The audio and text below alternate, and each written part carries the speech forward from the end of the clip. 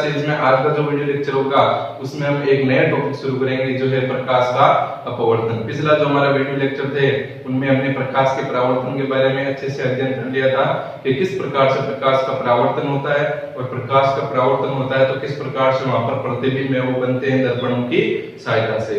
अब हम पढ़ेंगे प्रकाश का अपवर्तन। तो प्रकाश का अपवर्तन है वो क्या होता है उसकी परिभाषाएं लिखेंगे, साथ साथ में प्रकाश के अपवर्तन के नियम भी पढ़ेंगे और किन किन माध्यमों में प्रकाश का अपवर्तन होता है या फिर माध्यम चेंज होता है या फिर नहीं होता है उसके बारे में सब है वो हम यहाँ पर अध्ययन है वो करेंगे। तो देखो सबसे पहले हम पढ़ेंगे प्रकाश का अपवर्तन है उसकी परिभाषा की। प्रकाश का अपवर्तन कहते किसे?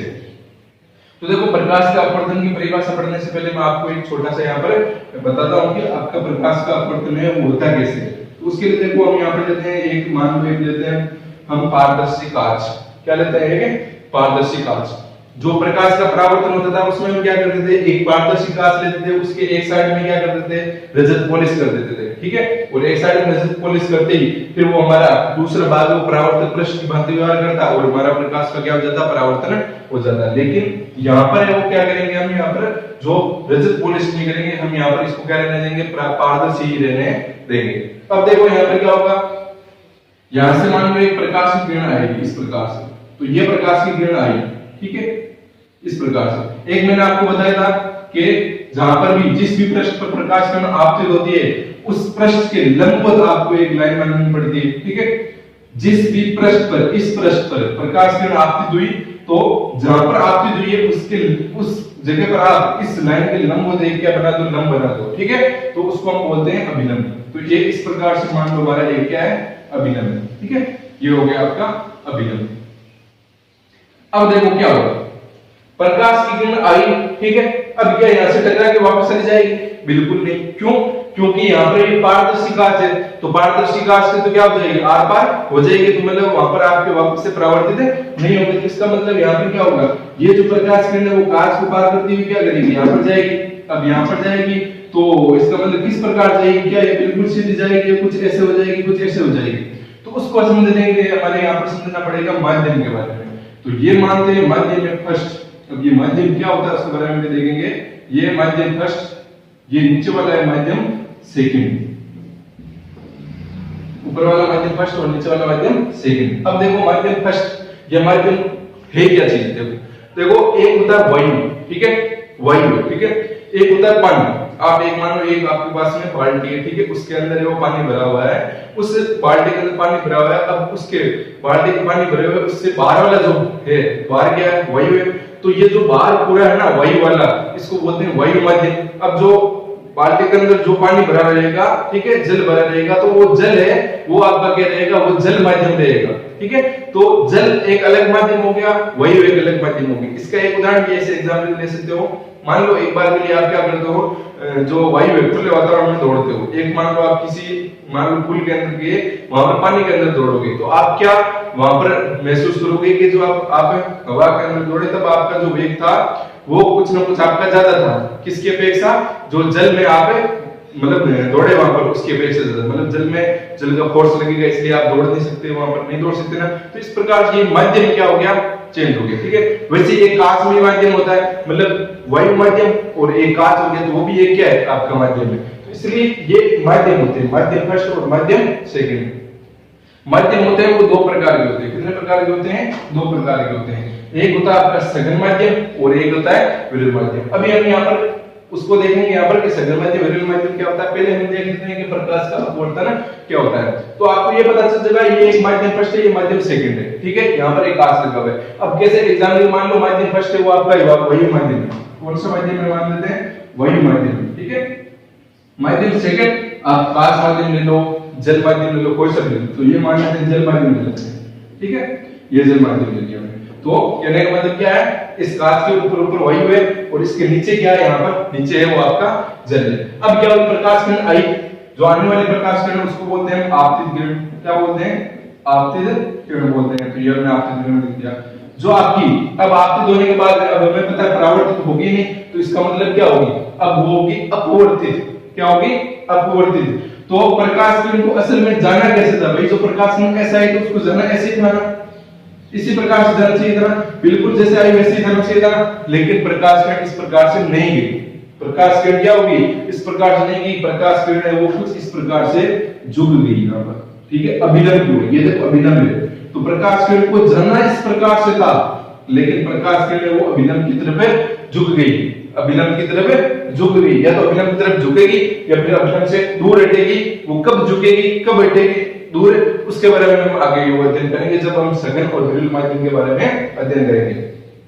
तो अभी आपको ये समझना है कि प्रकाश का अपवर्तन होता है, उसमें क्या होता है, प्रकाश किरण। देखो परिभाषा क्या होगी कि प्रकाश किरण, ये प्रकाश किरण जब एक माध्यम से दूसरे माध्यम में प्रवेश करती है, प्रकाश किरण जब एक माध्यम से दूसरे माध्यम में प्रवेश करती है, तो प्रकाश किरण अपने वास्तविक पथ से, वास्तविक पथ कौन सा था, ये था वास्तविक पथ, तो प्रकाश किरण अपने वास्तविक पथ से विचलित हो जाती है, ठीक है, या अपने पथ से भ्रमित हो जाती है। इसी को ही हम क्या कहते हैं, प्रकाश का अपवर्तन है वो कहते हैं। भले इस प्रकार से आने आई और थोड़ी सी वो क्या होगी, अपने वास्तविक पथ से विचलित होगी और इस प्रकार से झुक गई।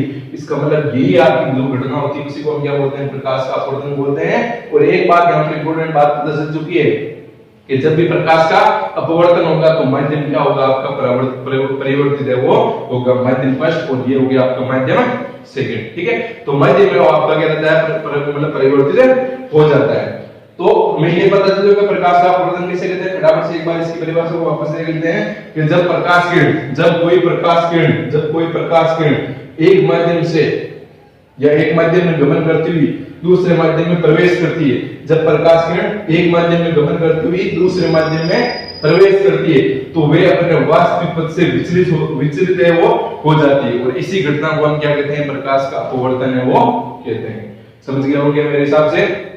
अब देखो जैसे ये आपतित किरण है, वैसे ये क्या होगी, ये तो आपका क्या अभिलंब है, तो ये क्या होगी, ये होगी आपकी परावर्तित किरण नहीं होगी। परावर्तित तो जब यहाँ पर इस प्रकार चली जाती है, भाई परावर्तन बढ़ जाता है, परावर्तित हो गया, तब हम क्या बोलते हैं, आपतित किरण और ये परावर्तित किरण। अब ये कौन सी होगी, ये होगी आपकी अपवर्तित किरण, क्योंकि यहाँ पर हम अपवर्तन बढ़ रहे हैं, तो ये होगी आपकी अपवर्तित किरण। अब जैसे हम वहां पर परावर्तन में भी क्या पढ़ते थे कि जो आपतित किरण है वो विलंब के साथ में कुछ ना कुछ कोण बनाती है, अपवर्तित किरण है या उसमें परावर्तित किरण है वो विलंब के साथ में कुछ कोण बनाती थी। क्या यहाँ पर भी जो आपकी आपतित किरण है वो विलंब के साथ में कुछ कोण बनाएगी, बिल्कुल बनाएगी, और वो कोण कौन सा होगा, वो होगा आपका आपतन कोण। कौन सा कोण होगा, आपतन कोण, जिसको हम प्रदर्शित करेंगे आई से, ठीक है। तो आपतित किरण विलंब के साथ में जो कोण बनाती है उसको हम बोलते हैं आपतन कोण। क्या बोलते हैं, आपतन कोण। अब आगे आओ, क्या इसी प्रकार से अपवर्तित किरण विलंब के साथ में कोण बनाएगी, बिल्कुल बनाएगी। तो ये कोण होगा, ध्यान रखना, ये अपवर्तित किरण, ये कौन सी, ये क्या बनाया मैंने डॉट डॉट, ये बनाई है मैंने कि ये प्रकाश किरण को जाना ऐसे था, उसका पथ ऐसा था, लेकिन वो ऐसे गई नहीं। तो ये प्रकाश किरण ऐसे गई नहीं, ये केवल किसको बताया गया, एक आभासी पथ को बताया गया है कि प्रकाश किरण को इस प्रकार से जाना था। तो ये अपवर्तित किरण रही, ये अभिलंब रहा, दोनों को मिलकर कोण बनेगा, और वो कोण कौन सा होगा, कोण आर। अब वहां पर तो कोण आर कौन बोलते थे, परावर्तन कोण, लेकिन यहाँ पर वो परावर्तन कोण नहीं होगा, क्योंकि यहाँ पर हम पढ़ क्या रहे हैं, यहाँ पर हम पढ़ रहे हैं अपवर्तन के बारे में। तो इसका मतलब यहाँ पर जो परावर्तन कोण यहाँ पर क्या होगा, अपवर्तन कोण होगा। क्या होगा, अपवर्तन कोण। तो इसको लिख देते हैं, ये हो गया आपका अपवर्तन कोण। क्लियर बात। ये सारी चीजें हमने यहाँ पर पढ़ दी अच्छे से, ठीक है। आपतित किरण हो गई, अभिलंब हो गया, आपतन कोण हो गया, अपवर्तन कोण हो गया, अपवर्तित किरण हो गया, माध्यम फर्स्ट हो गया, माध्यम सेकंड हो गया, ठीक है। तो मतलब माध्यम भी परिवर्तित होता है प्रकाश के अपवर्तन के दौरान। ये सारी चीजें पढ़ दी। अब हम पढ़ेंगे यहाँ पर सबसे पहले कि जो मतलब अपवर्तन है, तो उस अपवर्तन के नियम क्या होंगे, अपवर्तन है, अपवर्तन के नियम क्या होंगे। तो नियम हम पढ़ते हैं, वो सबसे पहले तो जो नियम होंगे वो नियम वैसे ही होंगे जैसे हमने पढ़े थे किसके अंदर, परावर्तन के अंदर पढ़े थे, बस एक नियम आपका चेंज हो जाएगा। तो अपवर्तन के नियम, सबसे पहला नियम पढ़ते हैं, ठीक है। अपवर्तन का सबसे पहला नियम, परावर्तन का सबसे पहला नियम क्या था कि आपतित किरण, परावर्तित किरण और अभिलंब तीनों क्या होते थे, आपके एक ही समतल में होते थे, ठीक है। पूरा एक जो समतल है उसी के अंदर है वो तीनों जो प्रकाश किरण है या जो भी मतलब होते थे आपके आपतित किरण, परावर्तित किरण और एक अभिलंब, ठीक है, वो आपके एक ही समतल में होते थे। क्या यहाँ पर भी एक ही समतल में, बिल्कुल है। प्रकाश किरण इस प्रकार से आई, ठीक है। फिर क्या हुआ, अभिलंब भी आपका इसी प्रकार से, इसी माध्यम में, मतलब सॉरी इसी तल में, और जो आपके अपवर्तित किरण है वो भी तो यहाँ पर ये चाहे वो ऐसे जाए कैसे भी जाए है तो एक ही समतल में, तो सारे एक ही समतल में, तो यहाँ पर हम क्या बोल सकते हैं कि जो आपकी आपतित किरण है, आपतित किरण, अपवर्तित किरण, आपतित किरण, अपवर्तित किरण। एक और बात ध्यान रखना, कुछ बच्चे क्या करते थे यहाँ पर अपवर्तन का नियम लिखते समय यहाँ पर परावर्तित किरण करते थे, ये कंफ्यूजन ज्यादा होता है, तो आपको ऐसा कंफ्यूजन यहाँ पर नहीं लेना है कि अपवर्तित किरण लिखे परावर्तित किरण, क्योंकि हम पढ़े अपवर्तन में तो यहाँ पर हम परावर्तित किरण नहीं लिख सकते हैं। तो अपवर्तित किरण, उसके बाद में अभिलंब, ये अभिलंब लिख दिया हमने। तो आपतित किरण, अपवर्तित किरण, अभिलंब, तीनों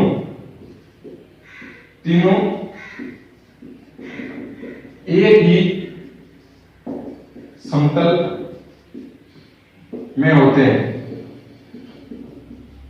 तीनों क्या होते हैं, एक ही समतल में होते हैं, मतलब एक ही समतल में रहेंगे। इसके बारे में हम बात पहले भी कर चुके हैं और आपको समझ में आ गया होगा कि एक समतल का मतलब क्या है, एक वितल का मतलब क्या है। तो ये तो जो नियम था ना वो आपके परावर्तन का नियम था, उसके नियम के जैसा ये, बस यहाँ वहां पर परावर्तित किरण था और यहाँ पर क्या आ गया, अपवर्तित किरण आ गया। दूसरा जो नियम है, दूसरा नियम वहां पर था कि कोण आई बराबर कोण आर।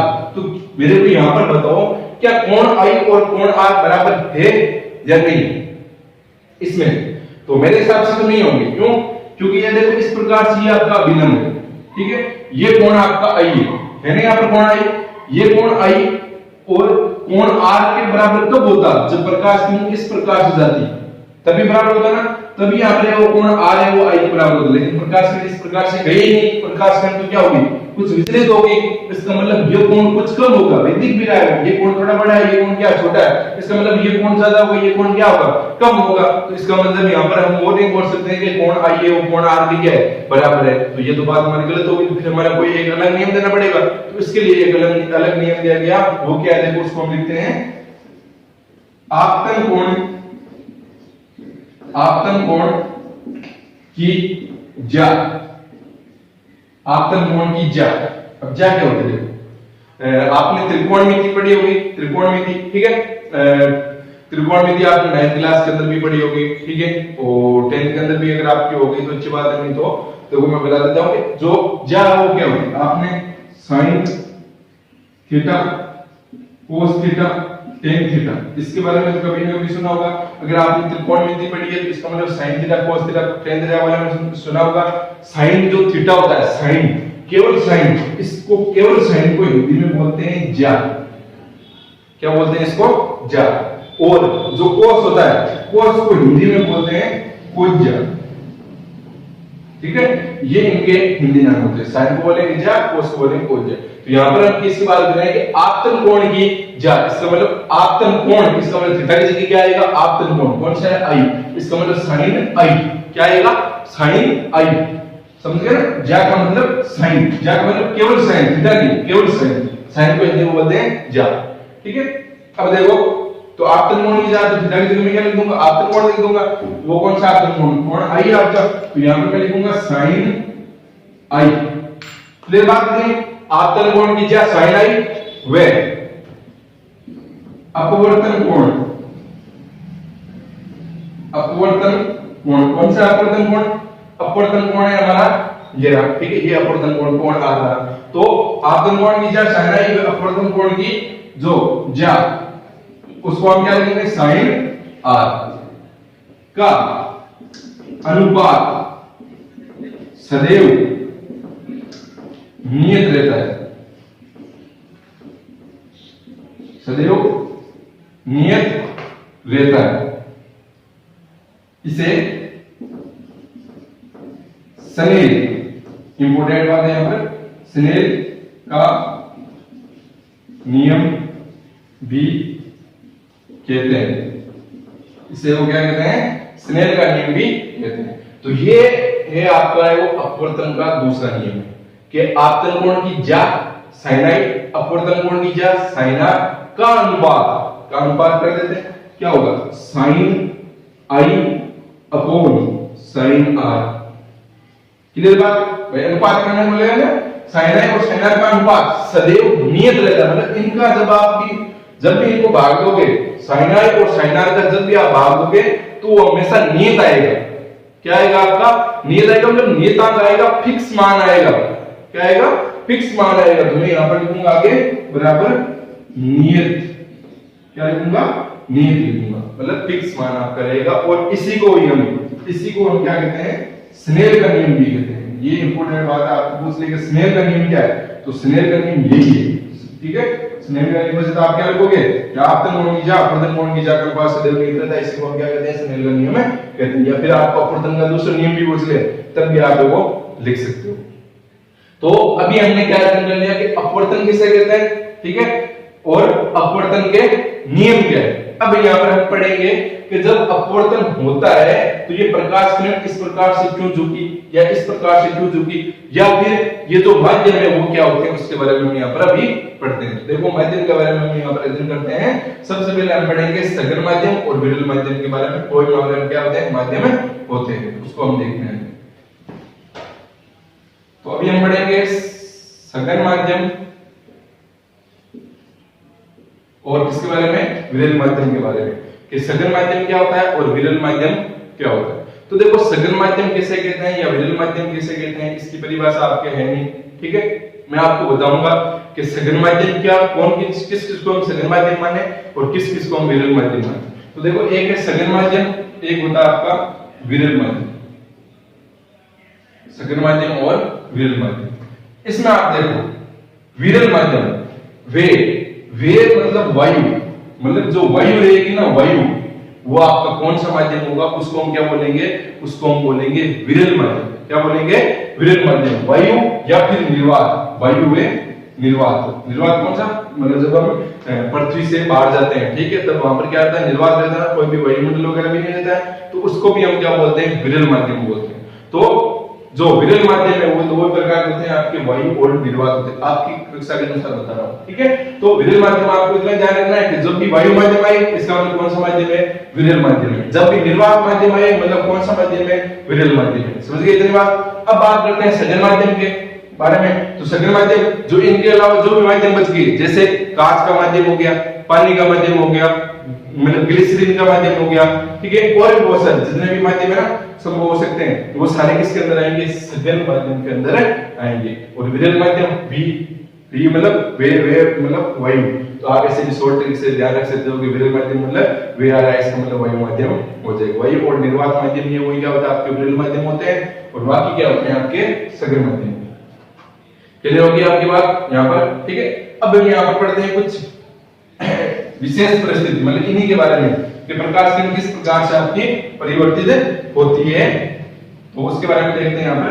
तो सबसे पहले हम यहाँ पर क्या लेते हैं? एक इस प्रकार से पारदर्शी कोई भी कांच वगैरह लेते हैं, ठीक है। ये मान लेते हैं हमारा माध्यम है विरल माध्यम। कौन सा माध्यम है? विरल माध्यम। ये है हमारा सघन माध्यम। कौन सा माध्यम? सघन माध्यम, ठीक है। अब देखो विरल माध्यम में कोई प्रकाश आ रहा है, विरल माध्यम से सघन माध्यम में प्रकाश आ रहा है, तो इस प्रकार से मान लो प्रकाश किरण आ रही है, जिस भी पृष्ठ पर आपतित होती है उस पृष्ठ के लंब हम क्या बना देते हैं? एक अभिलंब बना देते हैं। ये लो हमने एक अभिलंब बना दिया। अब यहाँ पर चूंकि प्रकाश का अपवर्तन हो रहा है, आपको फिर माध्यम दे दिया और प्रकाश का बोला अपवर्तन हो रहा है, इसका मतलब प्रकाश किरण है। यहाँ पर रजत पॉलिश भी कर रखी है, अगर मैं यहाँ पर रजत पॉलिश कर देता तो फिर प्रकाश किरण को आप नीचे नहीं ला सकते थे, आपको उसको ऊपर भी भेजना पड़ता। लेकिन यहाँ पर रजत पॉलिश नहीं कर रखी है, इसका मतलब पारदर्शी, इसका मतलब प्रकाश किरण है वो क्या होगी? आर पार होगी यहाँ पर। तो अब प्रकाश किरण आर पार होगी। प्रकाश किरण को जाना कैसे था? प्रकाश किरण को जाना था इस प्रकार से, भाई यही तो है, प्रकाश किरण को इस प्रकार से आना था और इस प्रकार से जाना था।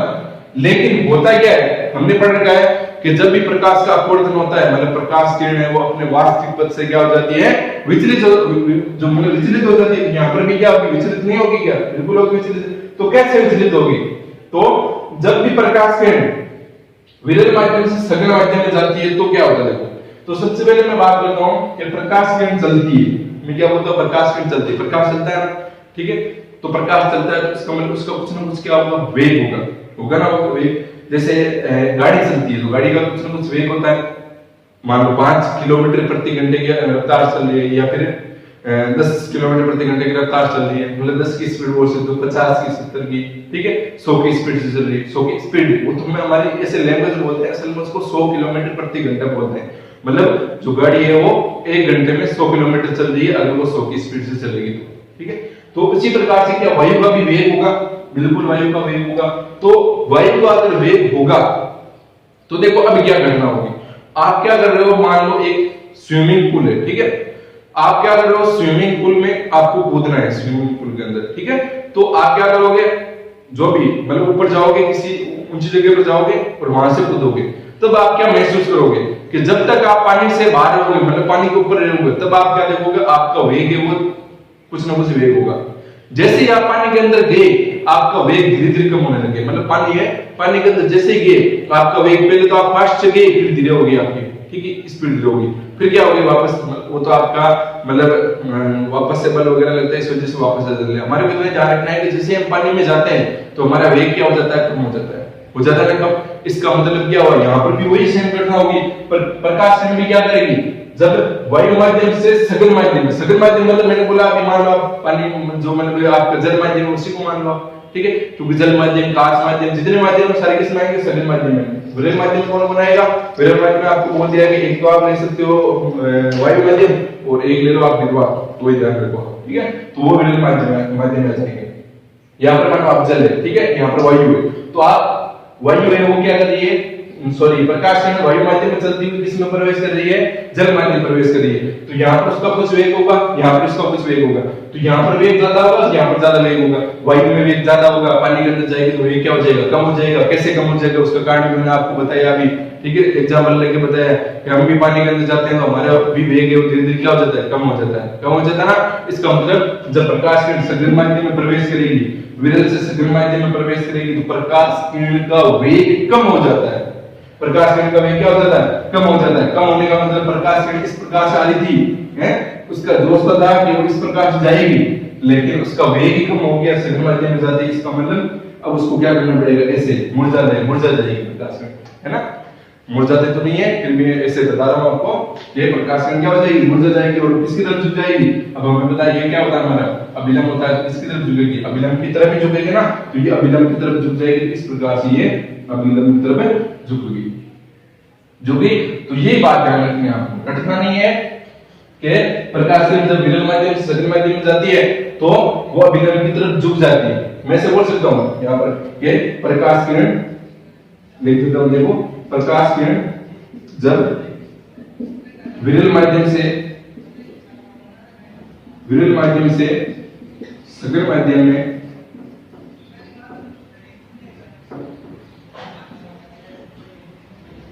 प्रवेश करती है, प्रकाश किरण जब विरल माध्यम से सघन माध्यम में प्रवेश करती है तो प्रकाश का वेग कम हो जाता है, जिससे प्रकाश किरण अभिलंब की तरफ झुक जाती है, ठीक है। तो आप ये लाइन याद रखो कि प्रकाश किरण जब विरल माध्यम से सघन माध्यम जाएगी तो उसका वेग कम हो जाएगा और वो किसकी तरफ झुक जाएगी, अभिलंब की तरफ झुक जाएगी, ठीक है। अगर आप रट्टा मारोगे तो याद नहीं रहेगा, आपको ध्यान में क्या रखना है कि विरल से सघन में गए, वायु से जल में गए, वायु से जल में जाओगे तो वेग कम होगा। आप एग्जांपल लेके समझो यहाँ पर, ठीक है, तो इसका मतलब वेग कम हो गया, वेग कम हो गया तो प्रकाश किरण को अपना आप क्या करना पड़ेगा, यहाँ पर जो स्पीड से जा रही थी उसी स्पीड से नहीं जाएगी, उसका वेग है वो कम हो जाएगा, ठीक है, और वो नीचे की तरफ मतलब अभिलंब की तरफ वो झुक जाएगी। इसका एग्जांपल और भी ले सकते हो, जैसे आप एक पत्थर को फेंकोगे, ठीक है, अगर पत्थर जब तक स्पीड में रहेगा तब तक वो क्या रहेगा, इस प्रकार चलता रहेगा, जैसे उसकी स्पीड कम हुई, इसका वेग कम हुआ, पत्थर धीरे धीरे क्या आने लग जाएगा, नीचे आने लग जाएगा, नीचे आने लग जाएगा। उसी प्रकार से यहाँ पर ये घटना आपकी हो रही है। तो ये हमने एक विशेष परिस्थिति के बारे में पढ़ दिया कि विरल से में जाएगी तो क्या घटना होगी। तो क्या ऐसा ही जब प्रकाश किरण सघन से विरल में जाएगी तब भी क्या ऐसा ही होगा, तो उसके बारे में हम देखते हैं। तो उसके लिए हम दूसरी कंडीशन लेते हैं, ये हमारा क्या है, पारदर्शी जो भी कांच लिया हमने, ठीक है। ये अब ऊपर कौन सा माध्यम ले, ऊपर हम ले सघन माध्यम, कौन सा माध्यम ले, सघन माध्यम, और नीचे ले हम विरल माध्यम, कौन सा माध्यम ले, विरल माध्यम। अब यहाँ पर प्रकाश किरण इस प्रकार से आई, इस पृष्ठ पर आपके तो इसके यहाँ पर आप क्या बनाओगे, लंबवत एक लाइन बना लो, जो हो जाएगा आपका अभिलंब। ठीक है, ये हो गया अभिलंब। अब जब भी प्रकाश किरण सघन माध्यम से विरल माध्यम में प्रवेश करेगी तो इसका मतलब वेग बढ़ेगा घटेगा, यहाँ पर वेग ज्यादा होगा, यहाँ पर ज्यादा वेग होगा। मेरे हिसाब से तो वेग है वो यहाँ पर ज्यादा होगा वायु माध्यम के अंदर। वायु माध्यम के अंदर प्रकाश का वेग सबसे ज्यादा निर्वात में होता है, सबसे ज्यादा। ठीक है, लेकिन पानी की अपेक्षा तो क्या रहता है, वायु के अंदर ज्यादा रहता है। तो इसका मतलब वायु का वेग यहाँ पर ज्यादा रहेगा, यहाँ पर क्या रहेगा, कम रहेगा। इसको आप ऐसे भी समझ सकते हो कि जैसे आप पानी के अंदर गए, ठीक है, तो अंदर गए तो वो तो ये वाली घटना होगी। अब वापस से अंदर जाने के बाद आप क्या देखते हो कि वापस से आप क्या करते हो, ऊपर आते हो। ठीक है, ऊपर आते हो आप, तो इसका मतलब यहाँ पर आपका वेग कम रहेगा और यहाँ पर वेग क्या रहेगा, आपका ज्यादा रहेगा। तो वेग कम और वेग ज्यादा, तो प्रकाश किरण को जाना कैसे था, प्रकाश किरण को जाना था इस प्रकार से। वास्तविक पता उसका ये था, लेकिन प्रकाश किरण क्या इस प्रकार से जाएगी, बिल्कुल नहीं जाएगी, क्योंकि यहाँ पर क्या हो रहा है, प्रकाश का अपवर्तन हो रहा है। जब भी प्रकाश का अपवर्तन होता है तो प्रकाश किरणें अपने वास्तविक पथ से क्या हो जाती है, विचलित हो जाती है। कैसे विचलित होगी, तो कैसे विचलित होगी, तो उसके लिए हमारे को वेग देखना पड़ता है। हमें पता है कि वेग सघन माध्यम में कम है, यहाँ पर ज्यादा है, मतलब स्पीड में जाएगी, तो उसका क्या आ जाएगा, उसको जाना ऐसे था, लेकिन वो ऐसे नहीं जाएगी, वो क्या हो जाएगी, अभिलंब से दूर हो जाएगी, मतलब कुछ इस प्रकार से हो जाएगी प्रकाश। ठीक है, तो ये क्या होगी, अभिलंब से दूर हट गई। तो ये ध्यान रखना है कि जब भी प्रकाश किरण सघन से विरल माध्यम में प्रवेश करती है, सघन से विरल माध्यम में प्रवेश करती है, तो प्रकाश का वेग बढ़ जाता है। सघन से विरल में, कांच से वायु में, कांच से वायु में या फिर जल से वायु में प्रवेश करेगी, तो सीधी सी बात है, वहां पर क्या होगा, आपका बढ़ेगा बढ़ेगा, मतलब जो आपका वेग है। इस वजह से आप बोल सकते हो कि जो आपके अभिलंब है वो उससे वो प्रकाश किरण क्या हो जाती है, दूर हट जाती है। ठीक है, तो ये हमने आज वो तो यहाँ पर बातें कर ली। यहाँ पर विरल से सघन में जाएगी तो अभिलंब की तरफ जुड़ेगी, और सघन से विरल में जाएगी, सघन से विरल में जाएगी तो अभिलंब से दूर हटेगी। एक और इंपॉर्टेंट बात पूछ जाती है कि प्रकाश का जब भी अपवर्तन होता है तो प्रकाश का केवल वेग परिवर्तित होता है, आवृत्ति परिवर्तित नहीं होती, आवृत्ति परिवर्तित नहीं होती, आवृत्ति परिवर्तित नहीं होती, मतलब प्रकाश का केवल वेग परिवर्तित होगा, उसकी स्पीड में परिवर्तन आ जाएगा, उसकी आवृत्ति परिवर्तन नहीं होगा। आवृत्ति का मतलब क्या हो, एक सेकंड में की गई कंपनों की संख्या। अब क्या असल में प्रकाश सीधी लाइन में चलता है, बिल्कुल नहीं।